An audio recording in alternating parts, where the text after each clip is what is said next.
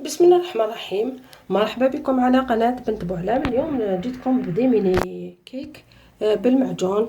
هذه الوصفة غير بزوج حبات بيض، سهلة واقتصادية، نوجدوها في 5 دقائق، مليح للقهوة واللمجة تاع الأطفال. نتمنى تعجبكم يعجبكم وتجربوهم. تبعوا معايا المقادير وطريقة التحضير، لا تنسوا دعم القناة بجيم كومنتير واشتراك. المقادير: راح نسحق 2 حبيبات تاع البيض، قريصة تاع الملح، عندي كاس ماشي معمر تاع السكر، جاوني 145 غرام. نضربهم مع بعض بالفوي، يتضرب اليدوي ولا هذا سريع حتى ينسجموا. راح نحط الفانيلا وبشور حبه ليمون. راح نزيد كاس ماشي معمر تاع الزيت، راكم تشوفوا فيه كي الخيط هكذا، نديروه على دفعات.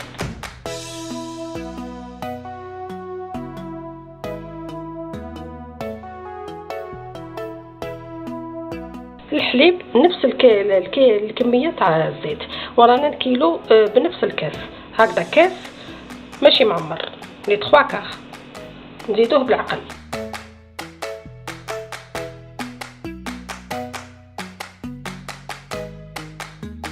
الفرينه عندي 220 غرام، هكذا جاوني 2 كيسان هكذايا، وصاشي تاع الخميره تاع 10 غرام، هكذا. نحط الفرينه بالعقل ونزيد نحط الخميره فوقها، نغربلوها، نزيدو الفرينه بالعقل ونشوفو، نخلطو.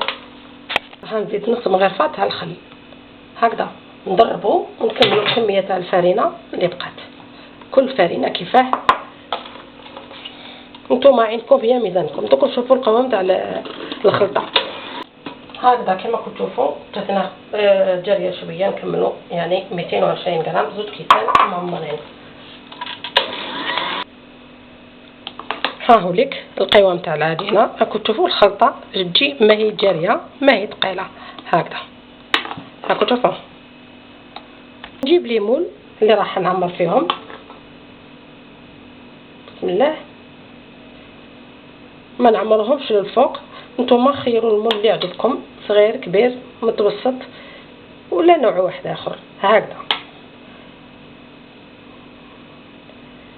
تنكملهم. نحطوا الحلوه تاعنا طيب، نار متوسطه، الفرن يكون سخون مسبقا. الحلوه تاعنا طابت، نقلبوا.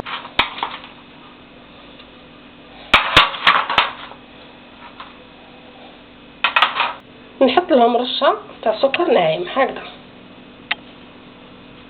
وهذاك الفراغ درت شويه معجون تاع المشماش، درت له شويه ملون طبيعي، ونعمروا هذاك الفراغ هكذا، يعطينا منظر شباب ونكهه شابه. ونشوفوهم ان شاء الله في الشكل النهائي.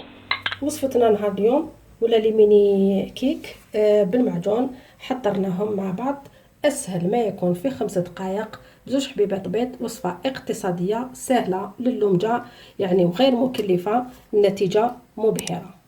نتمنى تعجبكم هذه الوصفه. شوفوا معايا لي ميني كيك، شوفوا كيف هشاش، شوفوا ما فيهم والو. نتمنى تجربوهم. بصحتكم، سلام.